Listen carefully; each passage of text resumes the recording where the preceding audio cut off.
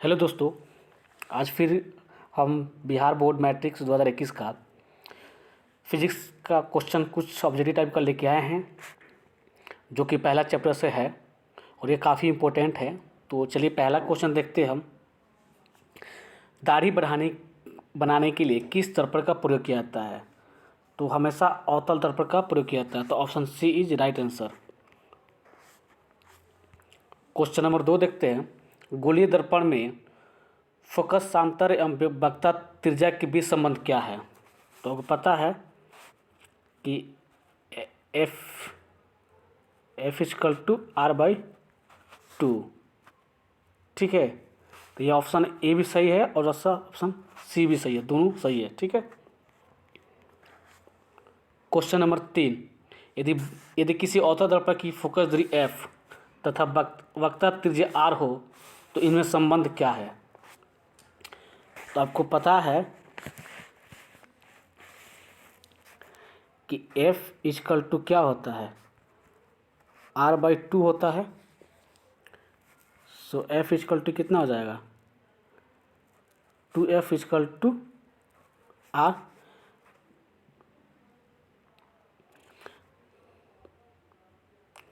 तो option A is right answer. अवतल दर्पण से परावर्तन के बाद किस बिंदु से होकर गुजरती है? अब देखिए, ये अवतल दर्पण है और कोई भी प्रकाश किरण हम अगर दर्पण पे आपतित करवाती है तो वो फोकस से होकर गुजरती है। ठीक है, तो option C is right answer, option B is right answer.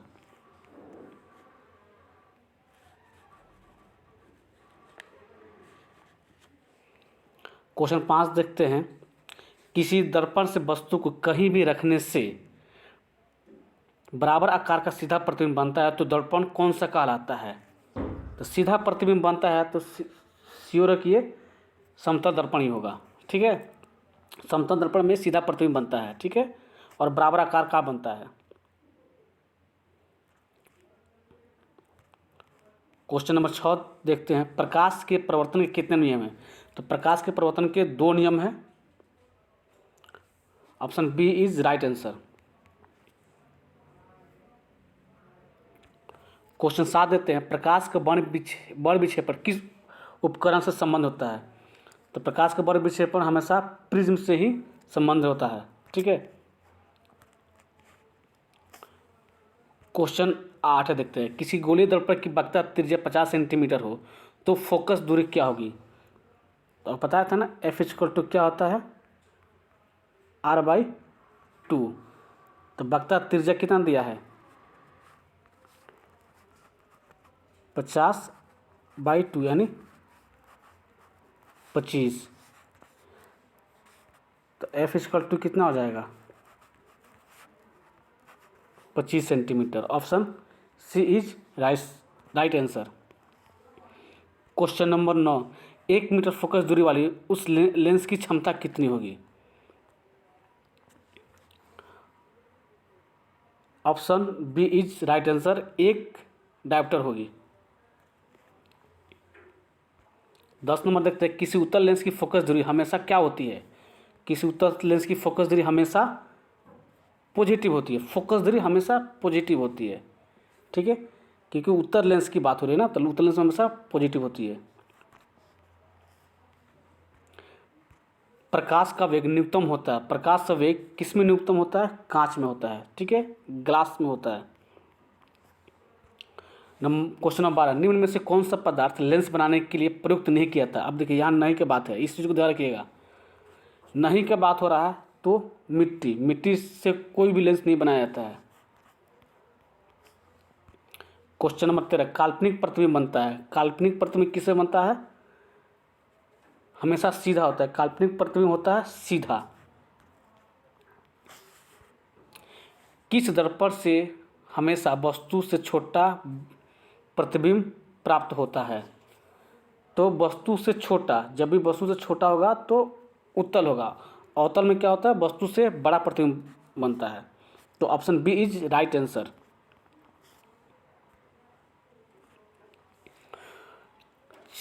4 dioptre क्षमता वाले अवतल लेंस की फोकस दूरी क्या होगी? 4 डायोप्टर क्षमता वाले अवतल लेंस की फोकस दूरी क्या होगी? तो अवतल लेंस की क्षमता, ठीक है, तो एफ इक्वल टू क्या आता है 1/p, तो p इक्वल टू कितना हो जाएगा 1/f। So f equal to कितना हो जाएगा 100/4, यानी f इक्वल टू 25 सेंटीमीटर। तो यानी option is B right answer. Question number 16 देखते हैं। किसी उत्तल लेंस का focus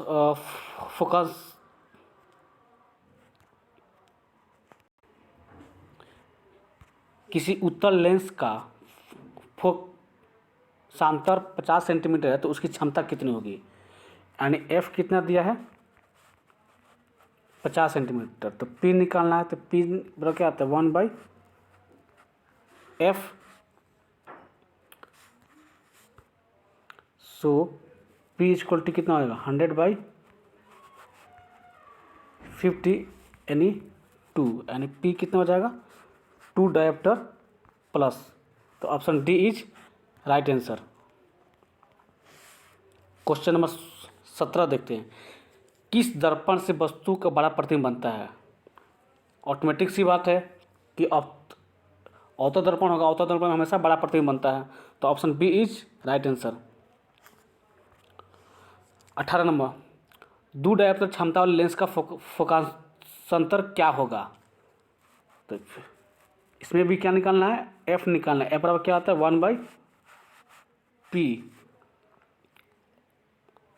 so F equal to 100/2 यानी 50। So F equal to 50 centimetre.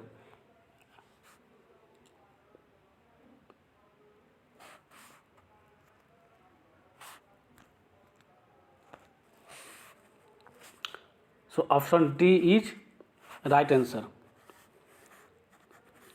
Question number 19 देखते हैं। प्रकाश के प्रवर्तन कितने में होते हैं? प्रकाश के प्रवर्तन के 2 नियम होते हैं। Option B is right answer.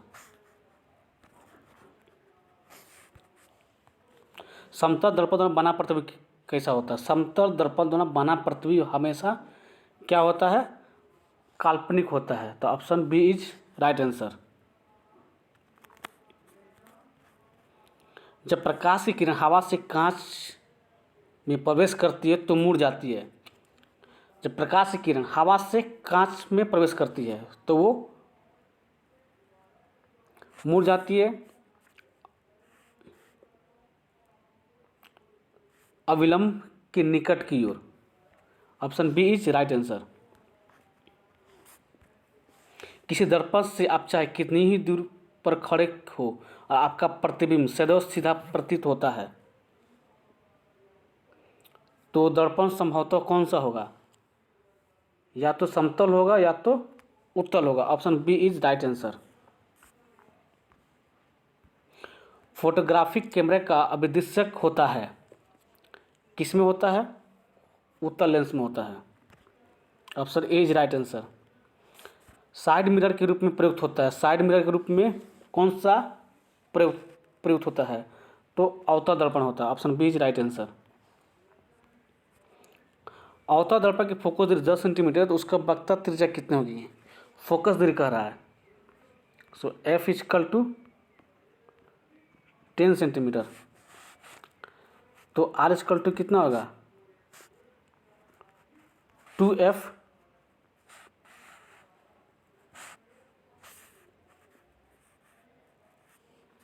So R equal to 2 into 10 यानी 20 यानी 20 सेंटीमीटर होगी। Option B is right answer. किसी माध्यम का अपवर्तनांक का मान 1 हो तो निम्न से कौन सा सही है? तो option B is right answer, because sine I equal to sine R बराबर म्यू, म्यू इक्वल टू कितना है 1 है, तो option B is right answer. निर्गत किरण एवं अभिलंब किरण के बीच कोण को क्या कहते हैं? परावर्तन कोण कहते हैं। Option B is right answer. अवतल दर्पण का आवर्धन क्षमता किसके बराबर होता है? अवतल दर्पण का आवर्धन क्षमता सो भी बराबर यू के बराबर होता है, तो option D is right answer.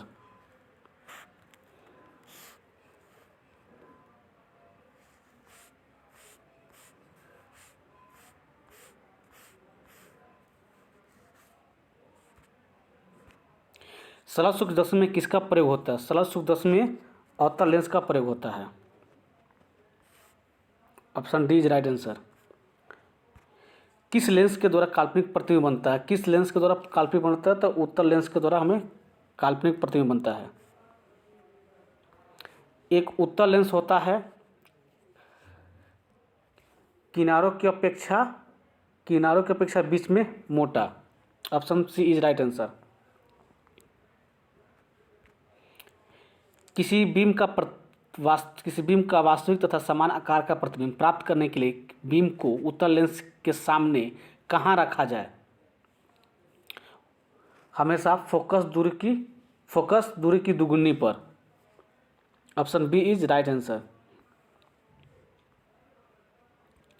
किसी बीम का वास्तविक प्रतिबिंब तथा समान आकार का प्रतिबिंब प्राप्त करने के लिए बीम को उत्तल लेंस के सामने कहाँ रखा जाए? तो हमेशा फोकस दूरी के दुगुनी पर। क्वेश्चन नंबर 33 देखते हैं। किसी बीम का अवतल दर्पण द्वारा बना प्रतिबिंब आभासी सीधा तथा बीम से बड़ा पाया गया तो वस्तु की स्थिति कहाँ होनी चाहिए? वक्ता केंद्र पर। वस्तु की स्थिति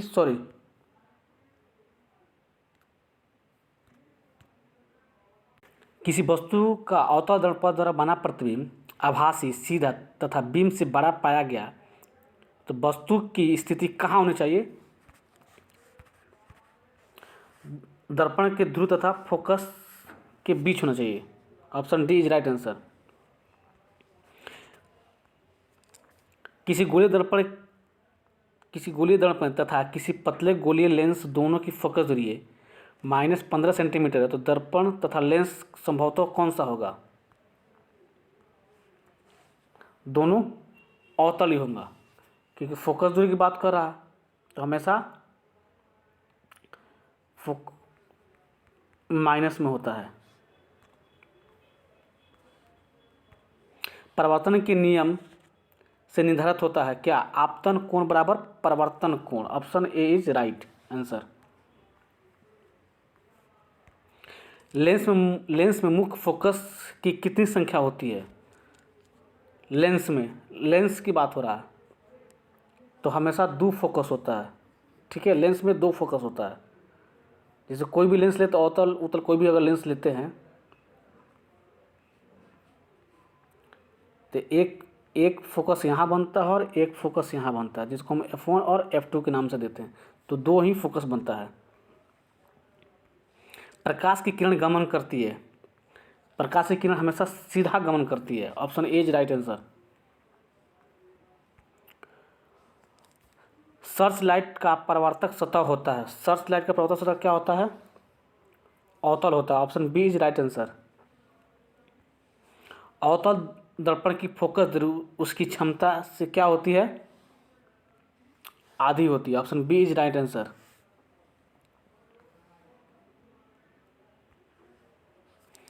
जब प्रकाश की एक किरण एक माध्यम से दूसरे माध्यम में जाती है तो अपने पूर्व पथ से विचलित हो जाती है, तो इसे हम क्या कहते हैं?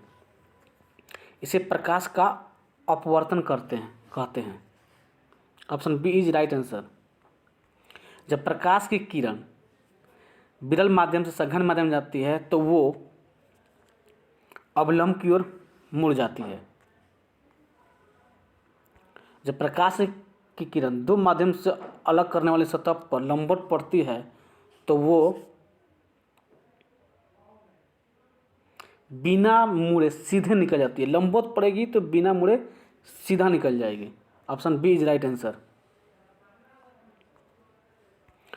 पानी से भरे बाल्टी की गहराई कम मालूम पड़ने का कारण क्या है? प्रकाश का अपवर्तन के कारण होता है। Option B is right answer. जब प्रकाश एक माध्यम से दूसरे माध्यम जाता है तब अपवर्तन होता है प्रकाश की चाल में परिवर्तन के कारण। Option A is right answer. सघन माध्यम में विरल माध्यम में प्रवेश करने पर आपतन कोण तथा परावर्तन कोण में क्या संबंध होता है? आपतन कोण बड़ा होता है। Option C is right answer. तो इस तरह से हम लोग 45 ऑब्जेक्टिव क्वेश्चन को हमने सॉल्व कर लिए और ये काफ़ी इंपॉर्टेंट क्वेश्चन है। आप एक बार इसको जरूर देख लें। आपके आने वाले परीक्षा में संभवतः इसमें से 3-4 क्वेश्चन जरूर पूछे जाएंगे। So thank you so much watching the video.